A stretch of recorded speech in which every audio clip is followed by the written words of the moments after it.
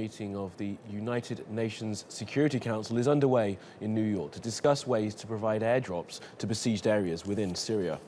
Well, let's go straight to New York and speak to our correspondent, Kahraman Haliscelik. Kahraman, good to speak to you today. So the Security Council are talking about airdropping humanitarian aid. Why now?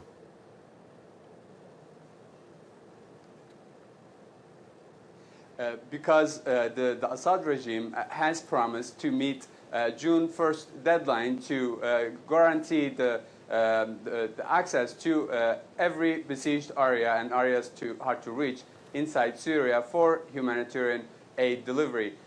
But the UN diplomats say the Assad regime has not met this promise, and this is, even if they come up now and say they will open up the access, it's a little too late for that. So led by the US, Britain and France, the UN Security Council is meeting in an emergency meeting today to discuss whether to airdrop humanitarian aid in Syria, in besieged towns, hard to reach towns. As part of this effort, the UN Special Envoy Staffan de Mistura and also Emergency Relief Coordinator Stephen O'Brien will brief the Council, and Council will then make up its mind to whether airdrop humanitarian aid in Syria or not. Kamali. Absolutely. And what are the worries about airdropping aid flying over those hard-to-reach areas? Are they concerned of being attacked from the ground?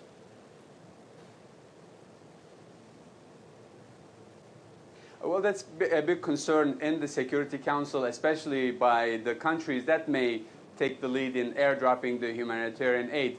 But the Council diplomats say that they will definitely go and speak with the Russians and Iranians, those two countries that have influence on the Assad regime, to voice their concerns about groups like Hezbollah and their attacks, missile attacks, against the airplanes that will deliver the humanitarian aid. But also there are groups like Al-Nusra and ISIS, and those groups, they say, the Council diplomats say, will also pose a big challenge for humanitarian aid delivery, airdropping those deliveries.